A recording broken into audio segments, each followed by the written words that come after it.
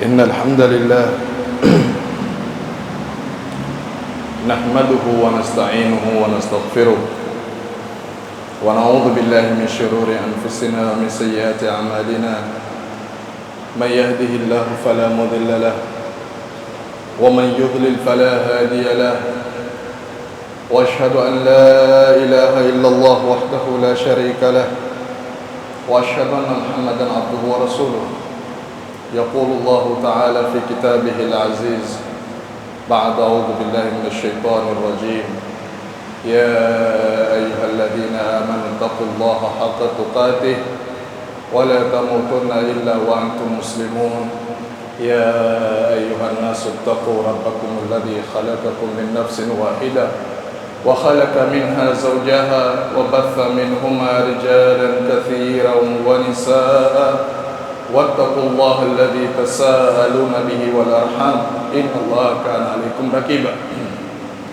يا أيها الذين آمنوا اتقوا الله وقولوا قولا سديدا يصلح لكم أعمالكم ويغفر لكم ذنوبكم، ومن يطع الله ورسوله فقد فاز فوزا عظيما. فإن أصدق الحديث كتاب الله، وخير الهدي هدي محمد صلى الله عليه وسلم، وشر الأمور محدثاتها، وكل محدثة بدعة، وكل بدعة ضلالة، وكل ضلالة في النار. Baadakum himidi Allah subhanahu wa ta'ala, na kumtakia rehma kipenzi chetu Bwana Mtume Muhammad sallallahu alaihi wasallam. Ndugu zanguni katika imani, qala Rasulullah sallallahu alaihi wasallam, siku moja Mtume Muhammad sallallahu alaihi wasallam alisema kuambia masahaba zake: ala ukhbirukum bi afdali min darajati salati wasiyami wa sadaqa. Muhammad sallallahu alaihi wasallam aliwaambia masahaba zake, siwajulisheni nyinyi na kuwapa habari nyinyi jambo lililo bora zaidi kwa daraja kuliko hata swala na funga na sadaka. Tuisikizeni khutba kwa makini,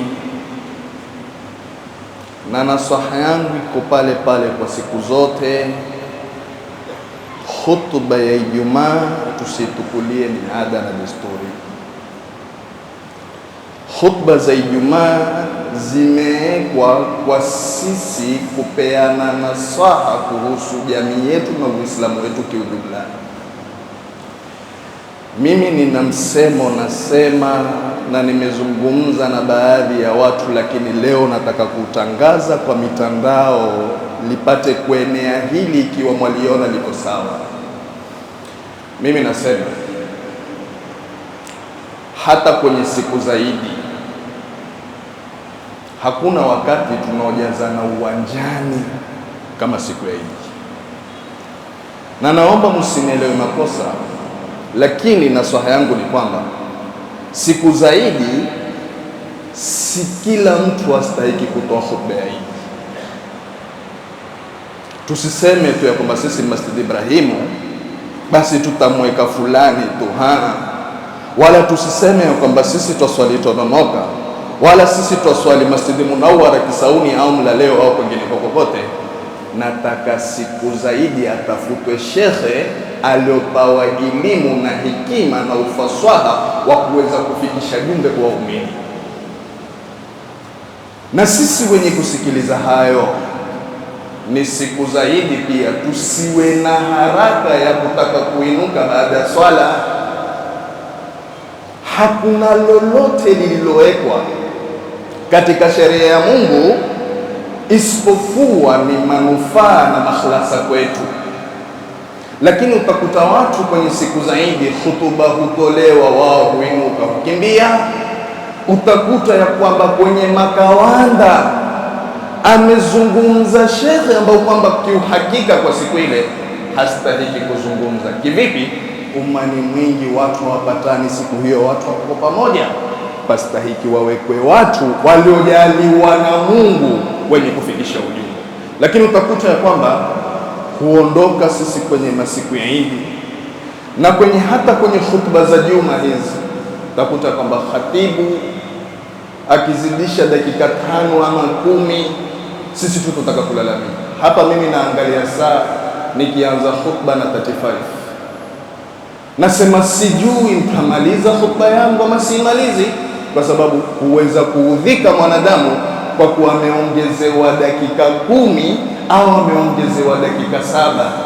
Dakika 17 huwezi kuzitoa kwa ajili ya Mola wako, na uzitoapo hizo huzitoi kwa ajili ya Mola wako, kwamba Mola wako ndo mwenye manufaa. Wazitoa hizo manufaa kwako. Dakika 7 mpaka 10 mpaka 20, utasikia watu zungumza, tunataka kurudi makazini, mpaka twende majumbani tule. Piga simu nyumbani.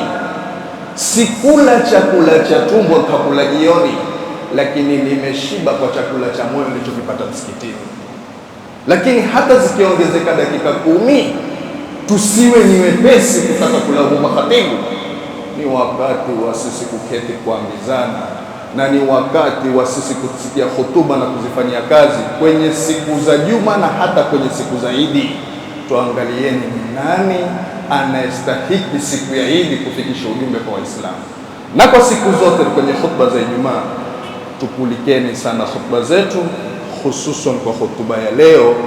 Mtume Muhammad sallallahu alaihi wasallam kuambia masahaba, je, siwapi habari na kuwajulisha nyinyi jambo ambalo kwamba kwa daraja bora zaidi kuliko hata swala na funga na sadaka? Qalu, wakasema masahaba kumjibu Mtume Muhammad sallallahu alaihi wasallam, bala ya Rasulullah, kwa nini? Qala, Mtume akasema, islahu dhatil bayn, kusuluhisha kwa wawili wenye ugomvi.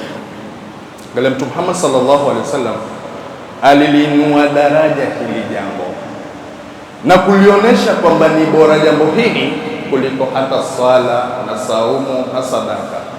Lakini kwenye swala kuna wanazuoni waliosimama wakanena kusudio la Mtume sallallahu alaihi wasallam ni swala za sunna, kwa sababu swala za faradhi hakuna ibada bora baada ya shahada 2 kuliko swala za faradhi. Ndipo wakasimama wanazuoni wakasema, ikiwa tuko mahali twaleta islahi kwa watu, na ikiwa tuko mahali tusuluhisha watu, adhana imeadhiniwa, twastahiki sisi kwenda kuswali. Wakasema wanazuoni, ateni islahi kibidini swala. Lakini kama swala tu za sunna, la, tuketini tufanye islahi, lakini pia kwa hilo swala la sunna kuonesha kwamba hili jambo ni jambo kubwa sana. Sasa Mtume sallallahu alaihi wasallam kwa nini afadhilishe jambo hili, na kwa nini Mtume sallallahu alaihi wasallam aseme haya? Kwa sababu fa inna fasada dhatil baini hiya alhalika. Mtume Muhammad sallallahu alaihi wasallam asema ufisidifu na kufisidika na kule wawili walio na husuma wakiendelea na uhusuma wao, hicho ni kijembe, hicho ni chenye kunyoa. La aqulu tahliku sha'ra, sisemi ya kwamba hilo hunyoa nyele au hicho chenye kunyoa au hicho kijembe hunyoa nyele, lakini tahliku din, kunyoa dini. Watu wakiwa mbalimbali na watu wakiwa kwenye ugomvi ni sababu ya kupatikana hasadi, ni sababu ya watu kuwa mbalimbali, ni sababu ya watu mpaka kuuana. Kwa sababu gani? Kwa sababu tayari limepatikana hili, limepelekea kwenye mambo ambayo kwamba hayaruhusiki katika dini yetu ya Kiislamu. Ndio kaona ya kwamba asimamapo mtu kuwa na chuki na mtu, asimamapo mtu kuwa ni mhasimu na mgomvi wa mtu, yuko tayari kwa lolote kufanya hajali lolote. Ndipo Mtume sallallahu alaihi wasallam akahimiza tuweni wenye kuleta islahi kwa wawili wenye kuteta, na siku zote wasulhu khair. Islahi ni bora na islahi ni jambo zuri sana. Ndugu zetu katika imani mulioko Lamu, kwa mtihani mkubwa uliowakumba wa vijana na vijiji kuingia fitina na imilisikati. Twaomba vijana, twaomba wazee, turudini sote kwa Allah tabaraka wa taala. Si mazuri mambo hayo mpaka kila mmoja akataka kuiga. Na nataka kuambia, tusimamapo na watu wanapotusimamisha kwa islahi, tukubali islahi, kwa sababu hufanywa islahi. Watu wakiondoka tu mambo hurudi vile vile, mpaka wenye kuzungumza sema labda kuna dhulma iliingia sehemu ya kule, hii ni adhabu ya Mungu. Mbona hata wakisuluhishwa islahi haipatikani? Mbona hata wakiekwa kwa pamoja, hata wakipeana mikono, baada ya hapo watu wenda vile vile kuendelea kwa ukatili na kumalizana? Vijana wamekwisha, vijana hakuna tena. Leo kwa miaka miwili bado una kisasi na mwenzako, tutasema si sawa. Ingawa sisi wenye kusuluhisha, sheria imetuwekea mambo, ni mambo gani tunastahili kuwa nayo, nitayazungumza mwisho wa khutba, kwa sababu huweza ikawa sisi wenye kusuluhisha ndio wenye matatizo. Lakini jambo hili la kusuluhishwa watu ni jambo kubwa sana. Sheria ya Kiislamu yasema al-islahu baina an-nasi ibadatun adhima, islahi kati ya watu ni ibada iliyotukufu sana. Wa fadilatun wa jalilatun, vile vile ibada hii imeinuliwa daraja kufanywa kwamba ni ibada bora. Tuzilu shahna, kuondosha chuki na hikdi na ugomvi.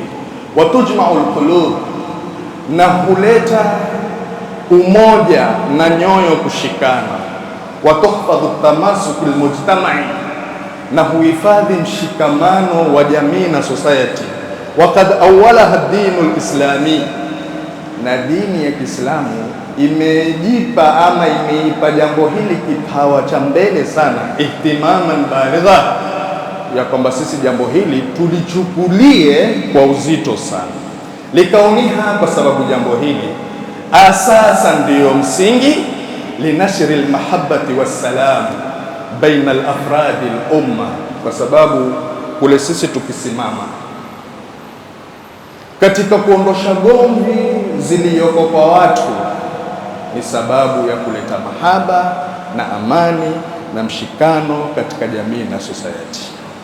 Isitoshe, wasema wanazuoni waheshimiwa, famin al-a'mali al-'azimati allati hatta 'alayha al-islam wa raghaba fiha as-sulhu baina an-nas, jambo ambalo kwamba miongoni mwa amali zilizokubwa ambazo kwamba Uislamu umehimiza ni kufanya sulhu kati ya watu. Asema Allah tabaraka wa taala katika sura An-Nisa aya 114 kwa kusema la khaira fi kathirin min najwahum, hapana khairi katika kwingi kwenye kunong'onezana kwao, illa man amara bi sadaqatin au ma'rufin au islahin baina nas, isipokuwa kwa wale watakaosimama kuamrisha watu mema, kuamrisha watu watoe sadaka au kufanya islahi kati ya watu. Wa man yaf'al dhalika ibtigha'a mardatillah, na yote mwenye kufanya hilo akitarajia radhi na mazuri kutoka kwa Allah tabaraka wa taala, fasawfa nutihi ajran adhima, mtu huyo tutampa ujira ulio mkubwa sana. Sasa ndugu zanguni katika imani, islahi kati ya watu ni jambo la takikana sana. Mwenyezi Mungu asema innama almu'minuna ikhwatun fa aslihu baina akhawaykum, hakika waumini ni ndugu, lakini fanyeni islahi na sulisheni ndugu wenu ikiwa patatokea gomvi au jambo lolote linginelo. Lakini yafaa tufahamu kama waumini, kwa islahi anayoiridhia Mungu, kuna islahi Mungu hairidhii ingafanywa ni islahi. Mfano, mwanamume mmoja alimkuta mke wake na mwanamume mwingine, Wazee wa kinyumbani wakataka kufanya islahi, mambo yaishe.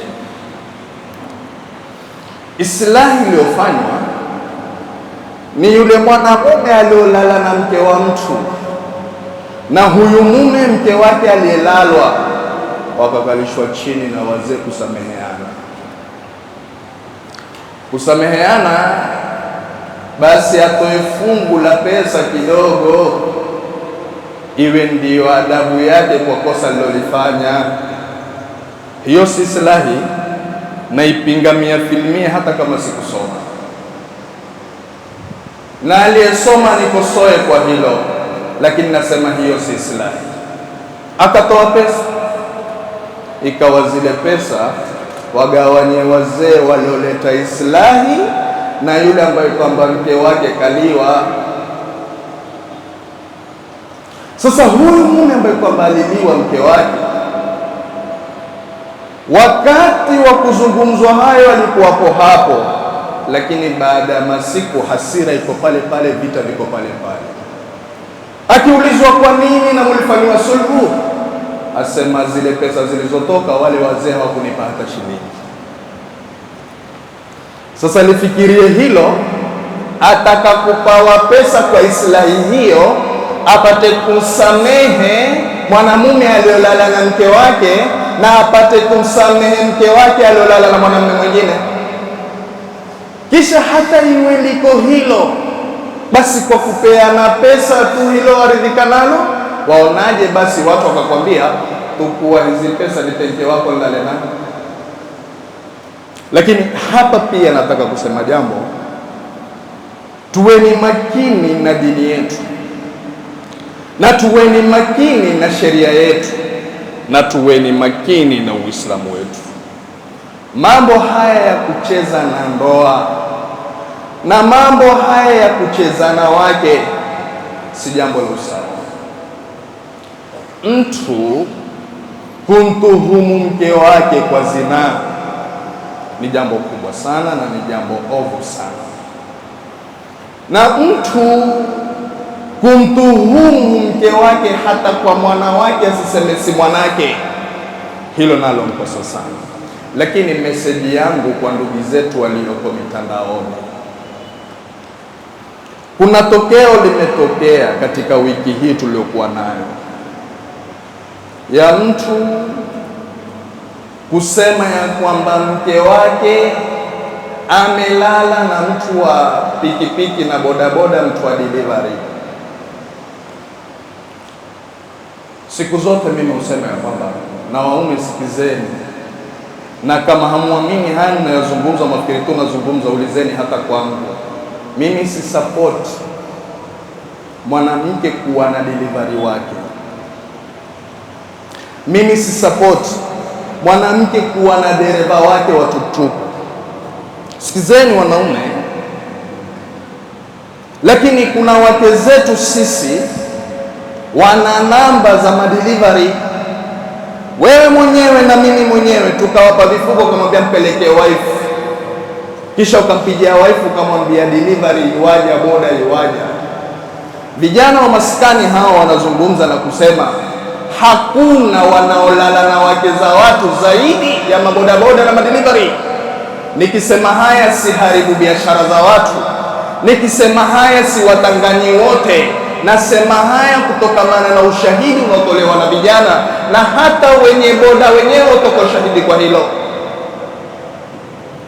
Lakini sisi umpeleka mke wako ukampelekea delivery. Kuna mmoja sijui kama niliwahi kuhadithia, sema mimi ni mpelekaji tuktuk, nilifika kwa nyumba fulani nilombeba mwanamke fulani. Nilipofika kwake, huyu mwanamke aliniambia nisaidie mzigo kunipandishia juu. Asema nikatukua mzigo kupandisha juu. Nilipoupandisha ule mzigo, aliniletea juisi nikanywa. Baada ya kunywa juisi akanambia, njoo kutembeze uione nyumba yangu ilivyo. Kwenye kumtembeza kumwonesha nyumba ilivyo, alimtia chumbani kwa chumba cha mume wake. akamwambia mtu wa tuktuk amlale.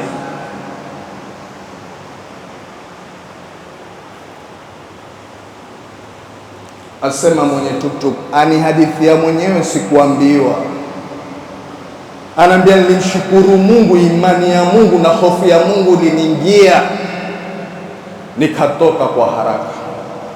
Lakini tusiwe na uwepesi waume, na tukizungumza haya sisi huvika waume. Yakizungumzwa masala hayo na mengineo ambayo kwamba hayafai katika jamii, utasikia sisi waume ndio ukomenti, au utasikia na mashehe hawana maudhui nyingine. Maudhui zote zungumzwa na mashehe.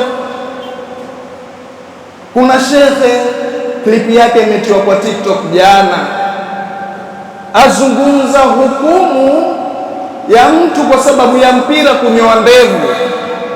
Mkosa si kosa? Ni kosa, ni kuikhalifu sheria ya Mungu na kuikhalifu sunna ya Mtume sallallahu alaihi wasallam. Komenti tayari, yule shekhe watukanwa, ambiwa wewe ondoka, awe huna maudhui nyingineo, mbona mengine huzungumzi? Mashekhe huzungumza yote, lakini kumekuwa hayaneneki mambo na halineneki lolote kwa watu kutaka kuudhika. Lakini nilitoa msimamo, ikiwa wengine watanyamaza, mimi sitonyamaza. Asema ataondoka huyu mwanamume.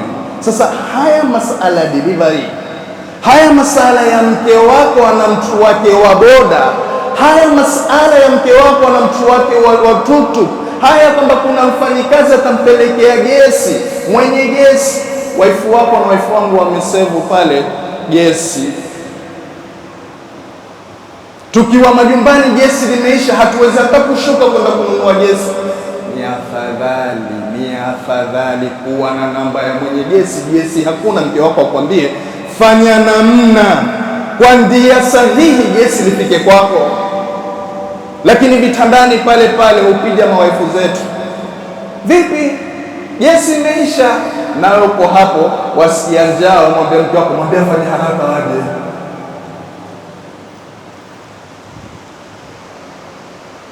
Gesi huletwa na mambo pale. Sasa kuna mmoja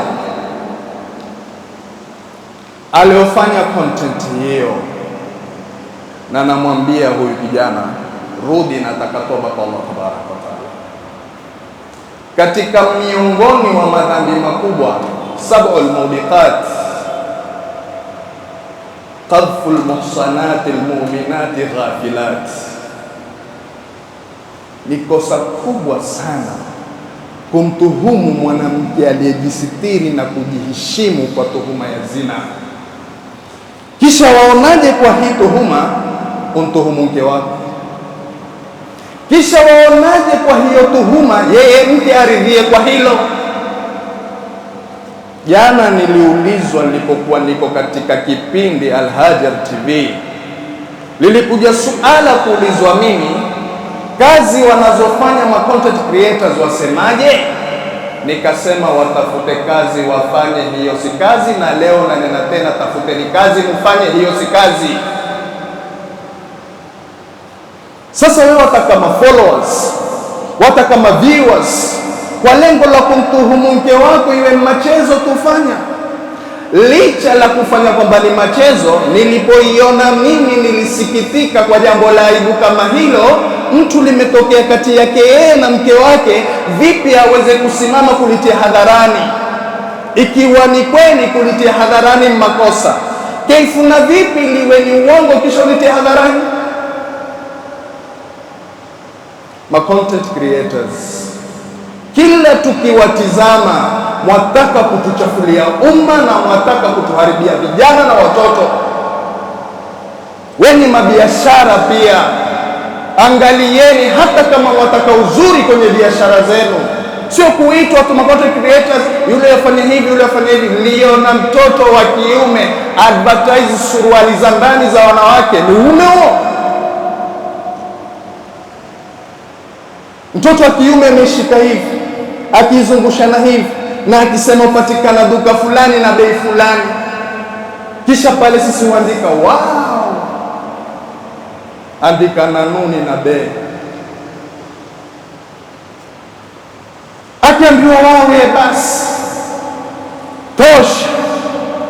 Rudini kwa Mungu. Na wala tukisema haya hatusemea kwamba sisi safi. Mimi msimamo wangu kila moja kwa lake. Hivi hapa nilipo mimbarini nina yangu tele, lakini lazima tuambiane, kwa sababu jamii ya ghariki na jamii ya haribika. Utamtoa vipi kwa mtandao mke wako, kisha likifuatwa ilikuwa tu ni content? Kuna jambo laitwa al-li'an katika sheria ya Kiislamu. Ni mtu akiwatamtuhumu mke wake ya kwamba mke wake humwendea kinyume, au ikiwa mke wake hana usawa na yeye, mke wake humkhini, ikiwa huyo mtu hana mashahidi wa ushuhuda wa kutosha, ni ape mara 4 ya kwamba ayane nao ni ukweli, na la 5 aape aseme ya kwamba ikiwa mimi miongoni mwa waongo, basi Mwenyezi Mungu anilaani. Mwanamke naye kusalimika ni mwanamke ape mara 4 kwa kusema ya kwamba mume wangu ayasemayo ni muongo, na ikiwa ni mkweli kwa hayo anayoyadai, kwa la 5 aseme laana za Mungu ziwe juu yangu ikiwa mimi ni muongo, mpaka kufikia mahali watu kuapizana kwa laana za Mungu kwa namna sheria ilivyowekwa. Na sheria yasema hao hawastahiki kuwa mume na mke mpaka kiyama kisimame. Na hao ikiwa kuna mtoto amenasibishwa na yule baba, yule mtoto si wake tena, ikiwa baba pia atakuwa na shaka kwamba mwana si wake. Lakini leo ma content creators wasimama kutaka kuichefua dini na kutaka kuharibu dini, na sisi ndio mafollowers wao, na sisi ndio tunaowaunga, na sisi ndio tunaowapongeza. Ndio hii hali namna inavyokwenda, na ndio haya machafu kila leo hukithiri.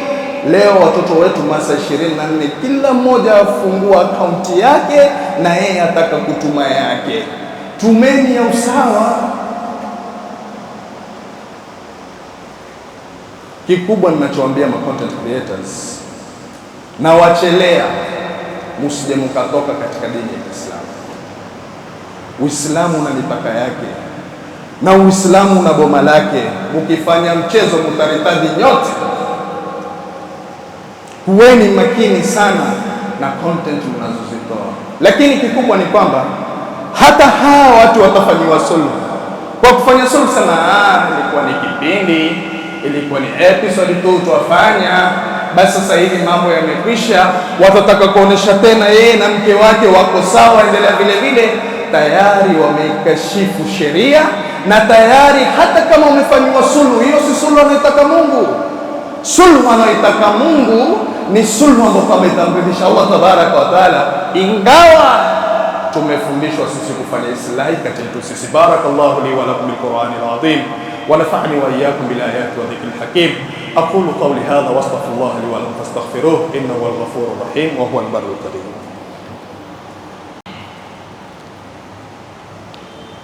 Alhamdulillah wassalatu wassalamu ala rasulillahi wa ba'd. Muda umekwenda sana, tumalize. Angalia vitabu vasema anna ahla Quba iqtatalu hatta taramau bil hijarati. Watu wa Quba Madina waliteta, na watu wa Quba kulikuwa na ugomvi na vita vikawa vikali mpaka watu wakarushiana mawe. Fa ukhbira Rasulullah sallallahu alaihi wasallam, Mtume akapewa habari kuhusu hilo. Sallallahu alaihi wasallam akasema, idhhabu bina nuslihu bainahum, haya mimi niko tayari kwenda kuwasuluhisha, na ni nani mwengineo atakayeniandama tuende tukasuluhishe? Ni Mtume Muhammad sallallahu alaihi wasallam asema hayo, wakatoka kwenda kufanya islahi. Isitoshe, Ka'b bin Malik radiyallahu anhu annahu kana lahu dainu inda Abdullah bin Abi Hadradi. Huyu Ka'b ilikuwa humdai huyu mwenzake. Sasa siku hiyo msikitini vita vikawa vikubwa, mvutano wa deni ukawa mkubwa.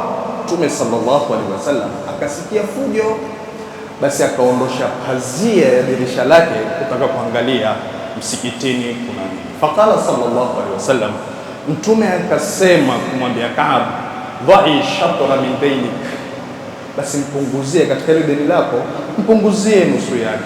Qum faqdihi. Kisha Mtume sallallahu alaihi wasallam akamwambia Abdullah, na wewe simama ulilipe hilo deni. Angalia Mtume Muhammad sallallahu alaihi wasallam hutufundisha sisi namna watu wanavyostahili kuwa na islahi na kuleta islahi katika jamii.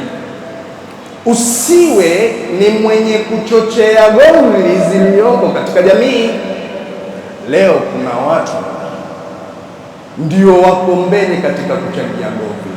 Kuna hadithi yasema, inna minan nasi nasa mafatihan lilghairi maghalika lisharri wa inna minan nasi nasa mafatihan lisharri maghalika lilkhairi. Mtume Muhammad sallallahu alaihi wasallam asema, kuna miongoni mwa watu wao ni mifunguo ya shari na wao ni wenye kufunga kheri, na kuna watu wao ni wenye kufungua mambo ya kheri na kufunga mambo ya shari. Kisha Mtume sallallahu alaihi wasallam asema, hongera kwa yule ambaye kwamba Mwenyezi Mungu amejalia kheri kwenye mikono yake, na adhabu kali kwa yule ambaye kwamba Mwenyezi Mungu amemjalia shari kwenye mikono yake. Kuna watu hupenda watu watete, kuna watu wakiteta kwao ni furaha. Nilizungumza na leo nazungumza tena, Idi hii iliyopita sisi tumeswali kwa pamoja, walilahi alhamd. Ilikuwa raha tena sana, ingawa kuna wale wengineo wa huku na kule hawakusikia raha. Wa huku na kule wapi?